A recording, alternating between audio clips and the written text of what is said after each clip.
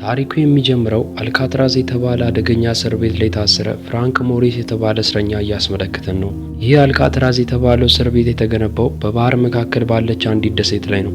እናም የትኛውም እስረኛ ከዚህ እስር ቤት ለማምለጥ ደፍሮ መሆን አስቦ አያውቅም። ነገር ግን ፍራንክ ዓለም ላይ አሉ ከተባሉ እስር ቤቶች በማምለጥ በዓለም ዘንድ የታወቀ ነበር። ነገር ግን በዚህ ጊዜ መንግስት ማንም ስለማምለጥ ወደ ማያስበው አልካትራዝ ይልከዋል። ፍራንክም እስር ቤቱ እንደደረሰ በደንብ ከተፈተሸ በኋላ ወደ ክፍሉ ይላካል። እናም የዕድሜ ልክ እስራት ስለተፈረደበት ቀሪውን ሕይወቱን የሚያሳልፈው እዚሁ እስር ቤት ላይ ነው። በማግስቱም ቁርስ ላይ ፍራንክ ሊትመስ ከተባለ አንድ ሽማግሌ እስረኛ ጋር ይገናኛል። ሰውየውም እስር ቤቱ ላይ እንዳይደብረው አንዲት አይጥ ዝም ብሎ ይቀልብ ነበር። ፍራንክ ከሊትመስ ጋር እየተነጋገረ ሳለም ወልፍ የተባለ አንድ እስረኛ ይመለከታል። ወልፍም ምንም ባልታወቀ ምክንያት ፍራንክን ለማናደድ ዝም ብሎ እያሾፈበት ነበር። ቢሆንም ግን ፍራንክ ምንም ግድ ስላልሰጠው ችላ ብሎት ከሊትመስ ጋር ንግግሩን ቀጠለ። ከጥቂት ጊዜ በኋላም ፍራንክ ወደ አለቃው ቢሮ ተወሰደ። በዚህ ጊዜም ሰውየው ፍራንክን ማስፈራራት ይጀምራል። ምክንያቱም ከእስር ቤቱ ላይ ለማምለጥ ይሞክራል ብሎ አስቦ ነበር። እናም ከሱ በፊት ብዙ ሰዎች እንደዚህ ለማድረግ ሞክረው ሕይወታቸውን ስላጡ እሱም እንዲህ ያለ ነገር የመሞከር ሀሳቡ እንዳይመጣለት አስጠነቀቀው። ነገር ግን ጠባቂው እየተናገረ ሳለ ፍራንክ አንድ ጥፍር መቁረጫ በቀስታ ይሰርቃል። መቁረጫውን በጣም ትንሽ ነበር። ነገር ግን ፍራንክ እንደ አልካትራዝ ባሉ ቦታዎች ላይ ትንሽ ነገር እንኳን በጣም ጠቃሚ ሊሆን እንደሚችል ያውቅ ነበር። በኋላም በቡድን ሻወር እየወሰዱ ሳለ ወልፍ በድጋሚ ወደ ፍራንክ ቀርቦ ማሾፍ ይጀምራል። ነገር ግን በዚህ ጊዜ ፍራንክ ችላ ብሎ ሊያልፈው አልፈለገም። እናም ወልፍን ይዞት ይደበድበው ጀመር። ይህ ድፍረት የተሞላበት እርምጃም ፍራንክን በእስር ቤት ውስጥ ጥሩ ስም ያስገኝለታል። እናም ከዚያን ጊዜ ጀምሮ ማንም ፍራንክን ሊደፍረው የሚፈልግ የለም። ቀናት እያለፉ ሲሄዱም ፍራንክ መጽሐፍ ማንበብ ስለሚወድ የእስር ቤቱ ቤተ መጽሐፍ የፍራንክ ሁለተኛ ቤት ይሆናል። እዚያም እንግሊሽ ከተባለ የእስር ቤቱ የቤተ መጻሕፍት ባለሙያ ጋር ይገናኛል። እንግሊሽ አልካትራዝ ላይ በዕድሜ ልክ እስራት የተቀጣ ሰው ነው። እናም የመውጣት ተስፋውን ትቶ ሕይወቱ እንዳለ መጽሐፍ ማንበብ ሆኗል። ፍራንክና እንግሊሽም የታሪክ መጽሐፍ በጣም ስለሚወዱ ሁለቱም ተመሳሳይ መጽሐፍት ነው የሚያነቡት። እናም ይህ የጋራ ፍላጎት የቅርብ ጓደኛ ማማቾች እንዲሆኑ አድርጓቸዋል። በዚህ ጊዜም ፍራንክ አንድ ዶክ ከሚባል እስረኛ ጋር ተገናኘ። ዶክም ሁልጊዜ መሳል የሚወድ አርቲስት ነው። እናም አብዛኛውን ጊዜ የሚያሳልፈው ስዕል በመሳል ነው። ዶክ እንደ አልካትራዝ ባለ አደገኛ እስር ቤት ላይ ማንኛውም ሰው አእምሮን ሊያጣ ይችላል ብሎ የሚያምን ሰው ነው። ነገር ግን እሱ ዕለት ተዕለት የመሳል ልምዱ አእምሮን እንዲጠብቅ አድርጎታል። አንድ ቀን ምሽት ላይም አንድ ዘበኛ በሰዓት 15 ሳንቲም የሚያስገኝ የአናጢነት ሥራ ለፍራንክ ነገረው። ከዕለታት አንድ ቀንም እስረኞች በሙሉ ከክፍላቸው ወጥተው አየር እየተቀበሉ ሳለ ወልፍ ወደ ፍራንክ ጋር ይመጣል። በዚህ ጊዜ ግን መሳሪያ ይዞ ፍራንክን ለመግደል አቅዶ ነበር። እንደ ዕድል ሆኖም ዶክ በጊዜው ለፍራንክ ሲያሳውቀው ፍራንክ በፍጥነት ጥቃቱን ተከላክሎ ራሱን አዳነ። ከዚያም በወልፍና በፍራንክ መካከል ከባድ የሆነ ግጭት ይፈጠራል። ጠባቂዎች ሊያስቆማቸው ሲሞክርም ወልፍ ጠባቂዎችን ያጠቃቸዋል። በዚህም ምክንያት ሁለቱም ዲ ብሎክ ወደ ተባለ ገለልተኛና ጨለማ እስር ቤት ውስጥ ተላኩ። ይህ ክፍልም ማንም ሊገባበት የማይፈልገው አደገኛ ክፍል ነው። እናም ፍራንክ ራሱን ለማዳን ባደረገው ጥረት ምክንያት ብቻ ወደዚህ ክፍል ይላካል። ለ2 ሳምንት እዚያው ቤት ውስጥ ከቆየ በኋላም ይፈታል።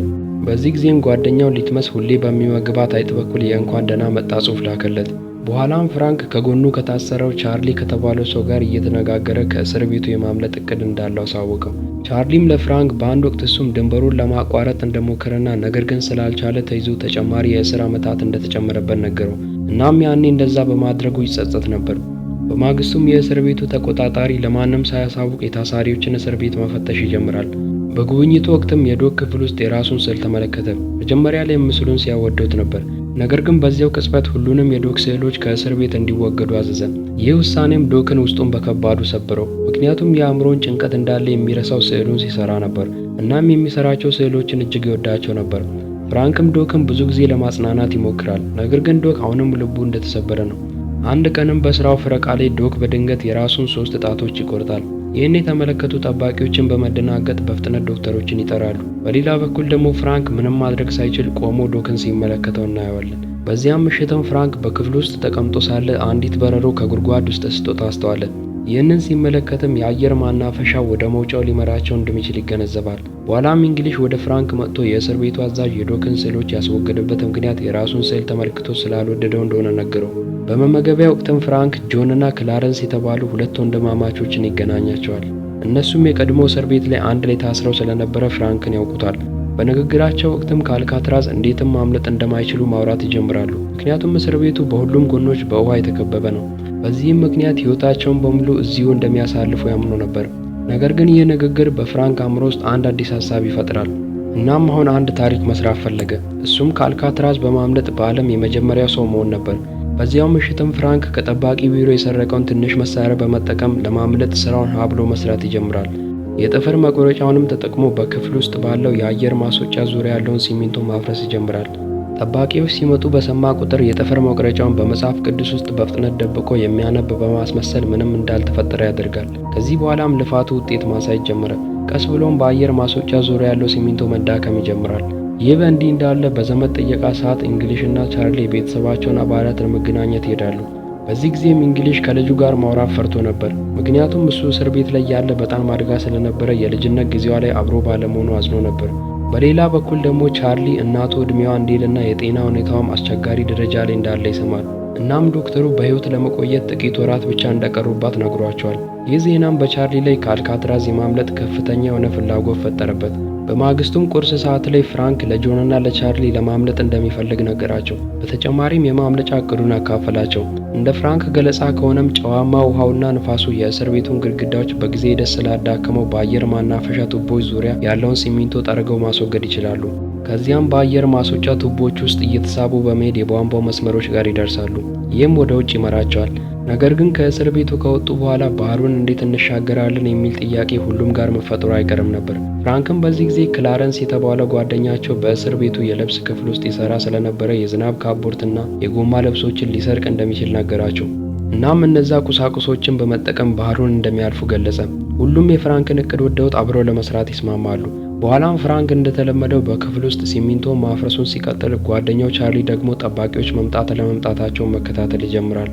ነገር ግን የጠፈር መቁረጫው በጣም ትንሽና ስለታማ ስለሆነ ይህን ነገር ለመጨረስ ብዙ ጊዜና ጥረት ይወስድበታል። በዚህም ምክንያት በእጁ በጣም እየተጫነ መስራት ግዴታ ነበር። እናም እጆቹ እንዳለ ጭረት በጭረት ይሆናሉ። በዚህም ፍራንክ ከባድ የሆነ ህመም እየተሰማው ስለሆነ በማግስቱ ስለ ችግሩ ከሁሉም ጋር መወያየት ይጀምራል። ፍራንክ እንደሚለው ከሆነም አሁን ላይ ስራውን በተቀላጠፈ ሁኔታ ለመስራት ትልቅና ጠንካራ መሳሪያ ያስፈልጋቸዋል። በዚህም ሰዓት የፍራንክ አይኖች በማንኪያው ላይ ወደቁ። ከዚያም የሚበላበትን ማንኪያ በማንሳት በእግሩ መሬት ላይ ረጋግጦ ጠባቂውን ጠርቶ ማንኪያ ቆሽሿል ብሎ ቅሬታ ያቀርባል። ሌሎች እስረኞችም ለፍራንክ ደግፈው ለጠባቂው ማንኪያውን እንዲቀይርለት ጠየቁት። ጠባቂውም ምንም አይነት ጥርጣሬ ሳይሰማው ማንኪያውን ለመቀየር ተስማማ። ነገር ግን ማንኪያውን ለመቀየር ወደፊት ጠረጴዛው ሲሄድ ጆን የተባለ አንድ እስረኛ የጠባቂውን ትኩረት ማዘናጋት ይጀምራል። አጋጣሚውንም በመጠቀም ፍራንክ አንድ ተጨማሪ ማንኪያ በድብቅ ወደ ኪሱ አስገባ። ቢሆንም ግን ማንኪያው ብቻውን በቂ ስላልሆነ ተጨማሪ ቁሳቁሶችን ለብዙ ቀናት መሰብሰብ ቀጠለ። ሰብስቦ እንደጨረሰም ሁሉንም አንድ ላይ አድርጎ ካቀለጣቸው በኋላ አዲስ መሳሪያ ፈጠረ። ይህ መሳሪያም ከጠፈር መቁረጫው ይልቅ እጅግ ውጤታማ ነበር። በዚያው ምሽትም ፍራንክ ሲሚንቶን በማፍረስ ላይ ያለ አንድ ጠባቂ ሳይታሰብ ይመጣል። በሚያሳዝን ሁኔታም ቻርሊም አላስተዋለውም ነበር። እንደ እድል ሆኖ ግን በዚህ ሰዓት እንግሊሽ ጠባቂውን በማዘናጋት ቻርሊ ለፍራንክ ጠባቂው መምጣቱን እንዲያሳውቅ እድል ሰጠው። ፍራንክም መልእክቱን ሲሰማ ሁሉንም ነገር በፍጥነት ይደብቃል። ጠባቂውም መጥቶ ሲመለከታቸው ሁሉም ነገር ሰላም እንደሆነ በማሰብ ጥሏቸው ሄደ። በዚህ ጊዜም ፍራንክ ሙሉ እምነቱን ቻርሊ ላይ መጣል እንደሌለበት ይገነዘባል። በቀጣዮቹ ቀናት ውስጥም ፍራንክ የአየር ማስወጫውን ፊት በብሎኖች እንደተያዘ ይመለከታል። እናም እነሱን ለማስወገድ የተለየ መሳሪያ ያስፈልጋቸዋል። በተጨማሪም ፍራንክ ወደ ውጭ የመውጣት እድል ባገኘ ቁጥር ያፈረሳቸውን የሲሚንቶ ፍርስራሾች በድብቅ ይጥላቸው ነበር። በእንጨት ስራ መጋዘን ውስጥም እየሰራ ሳለ ፍራንክ በድብቅ ትንሽዬ መሳሪያ ለብሎን መፍቻነት ያዘጋጃል። ነገር ግን ወደ ክፍላቸው በሚገቡበት ወቅት ብረቶችን የሚለየው ማሽን እንዳይዘው ተጨማሪ በእጁ አንድ የዛገ ብረት ይይዛል። በፍተሻው ሰዓትም በእጁ ይዞት የነበረውን የዛገውን ብረት ለጠባቂ ሰጠው። ነገር ግን ለብሎን መፍቻነት ያዘጋጀውን ዕቃ በጫማ ውስጥ ደብቆ ነበር። ወደ ክፍሉ ውስጥ እንደተመለሰ መሳሪያውን ተጠቅሞ ብሎኖችን ይፈታቸዋል። ውስጡንም ሲመለከት እንደገመተው የቧንቧ መስመሮች ነበሩ። ይህም ወደ ማምለጫቸው ሊመራቸው ይችላል። ነገር ግን ፍራንክ አሁንም የበለጠ ጠንካራ እቅድ እንደሚያስፈልጋቸው ያውቅ ነበር። እናም በሚወጡበት ወቅት ጠባቂዎችን ለማሞኘት የውሸት የሰው ጭንቅላት ለመስራት ወሰኑ። ከዚያም ወዲያው ቁሳቁሶችን መሰብሰብ ይጀምራሉ። የጆን ስራ ከጸጉር ቤት ጸጉር መሰብሰብ ነበር። ቻርሊ ቀለም ማዘጋጀት፣ ፍራንክ ደግሞ በእንግሊሽ እርዳታ የቆዩ ጋዜጣዎችን መሰብሰብ ነበር። ሁሉንም ነገር ካገኙ በኋላም ፍራንክን ጨምሮ ሁሉም የየራሳቸውን አሻንጉሊት መስራት ይጀምራሉ።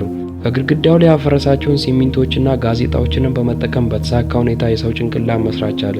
ከዚያም ቀለም ቀብቶ የእውነት ለማስመሰል ጸጉሮችን አጣበቀበት። አንድ ምሽት ላይም ፍራንክ ብቻውን ወደ ውስጥ በመግባት እቅዱን ለመሞከር ወሰነ። እናም በእቅዱ መሰረት ጠባቂዎችን ለማዘናጋት የውሸት ጭንቅላቱን አልጋው ላይ አድርጎ የቧንቧው ጫፍ ላይ ይደርሳል። ቢሆንም ግን በዚህ ጊዜ ብቻውን ሊደርስበት የማይችለውን አንድ በረት ይመለከታል። በዚህ መሃል አንድ ጠባቂ በየክፍሎቹ የዞረ እስረኞችን መመልከት ይጀምራል። የፍራንክ ክፍል ጋር ሲደርስም ተጠራጠረ። ቢሆንም ግን በድጋሚ አጋሮቹ ጠባቂውን አዘናግተውት ፍራንክን አስመለጡት። በኋላም ፍራንክ እቅዳቸው ማስተካከያ እንደሚያስፈልገው ይገነዘባል። በማግስቱም ፍራንክና ቻርሊ ሌሊት ላይ ስለተፈጠረው ነገር ይነጋገራሉ። በዚያን ጊዜ ጆንና ክላረንስ የአሻንጉሊት ጭንቅላቱን ሰርተው እንደጨረሱ አሳወቁ። እናም በዚህ ሰዓት ሁሉም ለማምለጥ ዝግጁ ነበሩ። በዚያው ምሽትም ጆንና ቻርሊ ወደ ቧንቧዎች ውስጥ በመግባት እርስ በርስ ተደጋግፈው የብረት በሩ ላይ ይደርሳሉ። እናም በዚህ ሰዓት ብረቱን ለመስበር ብዙ ስራና ትልቅ መሳሪያ ያስፈልጋቸው ነበር። በማግስቱም በሙዚቃ ትምህርት ወቅት ቻርሊ አንድ የአየር መስጫ ማሽን ተመልክቶ እሱን ለመውሰድ አሰበ። ልክ ከክፍሉ እየወጡ ሳለም ቻርሊ በድብቅ ማሽኑን የያዘው የሙዚቃ መሳሪያ ሳጥን ውስጥ በማስገባት ያለምንም ችግር ሰረቀው። ከዚያም ለፍራንክ ሲሰጠው ፍራንክ ማሽኑን ወስዶ ብረቱን ለመቁረጥ ወደሚያስችል መሳሪያ ለወጠው። በኋላም ወደ ብረት በሩ ለሁለት ተመልሰው በአዲሱ ማሽን ብረቱን መቁረጥ ይጀምራሉ። በዚህ ጊዜም ሲቆርጡ ብዙ ጫጫታ እስር ቤቱ ላይ መሰማት ይጀምራል። እናም ጠባቂዎቹም ሰምተው ነበር፣ ነገር ግን ብዙም አልተጨነቁበትም። ፍራንክና ጓደኛውን ብረቱን ቆርጠው መንገዱን ከተመለከቱ በኋላ ማክሰኞ ምሽት ላይ ከዓለም እጅግ በጣም አደገኛ ከሆነው ከአልካትራዝ እስር ቤት ለማምለጥ ወሰኑ። ነገር ግን ማክሰኞ ጠዋት ላይ ቁርስ እየበሉ ሳለ ፍራንክ ለዶክ እንደ ማስታወሻ ጠረጴዛው ላይ አበባ ያስቀምጥለታል። በዚህ ጊዜም ጠባቂ ወዲያው የሆነ ነገር እንዳቀዱ ገብቶት የእስር ቤቱን ሕግ ለማስታወስ አበባውን ሰባበረው። ሽማግሌው ሊትመስም በዚህ ጊዜ በጠባቂው ባህሪ ይናደዳል። እናም ጠባቂውን ሊጣላ ወደፊት ሲሄድ በድንገት የልብ ድካም አጋጥሞት ወደቀ። ብዙም ሳይቆይ ጠባቂው የፍራንክን ክፍል በድንገት እንዲፈተሽ አዘዘ። ነገር ግን ምንም ሊያገኙበት አልቻሉም። ጠባቂውም በዚህ ጊዜ ተበሳጭቶ የቻርሊንና የፍራንክን ክፍል እንዲቀያየሩ ያዛል። ይህ በእንዲህ እንዳለ ወልፍ ከጨለማ ክፍል እስር ቤቱ ተፈቶ በድጋሚ ፍራንክን ለማጥቃት ይሞክራል። ነገር ግን ልክ ፍራንክ ጋር ሊደርስ ሲል እንግሊሽ ብቅ ብሎ አስቆመው። በዚያው ምሽትም ፍራንክ፣ ጆን፣ ቻርሊ እና ክላረንስ በክፍላቸው ቀዳዳ ወጥተው በቧንቧው መስመር ላይ ይገናኛሉ። ነገር ግን በመጨረሻው ሰዓት ላይ ቻርሊ ይህንን ማድረግ ፈራ። ሶስቱም ደግሞ በእቅዱ መሰረት ወደፊት መሄዳቸውን ቀጠሉ። የቻርሊም የነጻነት ህልም ቀስ በቀስ እየጠፋ ይመጣል። ይህ በእንዲህ እንዳለ ፍራንክ እና ሌሎቹ በበሩ ውስጥ ካለፉ በኋላ ጣሪያው ላይ ይደርሳሉ። ከዚያም የፍተሻ መብራቶችን በጥንቃቄ በማለፍ ወደፊት መሄዳቸውን ቀጠሉ። በዚህ ጊዜም ቻርሊ ሀሳቡን ቀይሮ ለማምለጥ ወሰነ። እናም በቧንቧው በኩል ሮጦ ወደ ብረት በሩ ጋር ይደርሳል። ቢሆንም ግን ብቻውን ስለነበረ በሩ ጋር መድረስ አልቻለም። እናም ፍራቻው የነጻነት እድሉን አሳጥቶታል። በሌላ በኩል ደግሞ ፍራንክ፣ ጆን እና ክላረንስ የእስር ቤቱ አጥር ጋር ደርሰው ማንም ሰው በአካባቢው አለመኖሩን ካረጋገጡ በኋላ በጸጥታ ወደ ላይ ወጥተው ያመልጣሉ። በኋላም መንገዱን ካቋረጡ በኋላ ባህር ዳር ላይ ደረሱ። በዚህ ጊዜም እያንዳንዳቸው ምን ማድረግ እንዳለባቸው በትክክል ያውቁ ነበር። እናም በፍጥነት ያዘጋጁትን የጎማ ልብሶች በአፋቸው መንፋት ይጀምራሉ። ይህም ከባድ ስራ ነበር። ነገር ግን ህይወታቸውን ለማትረፍ ያላቸው አንድ አማራጭ እሱ ብቻ ነው። ጎማውንም ነፍተው ከጨረሱ በኋላ የአልካትራዝ ድንበርን ለዘላለም ትተው ወደ ባህሩ ገቡ።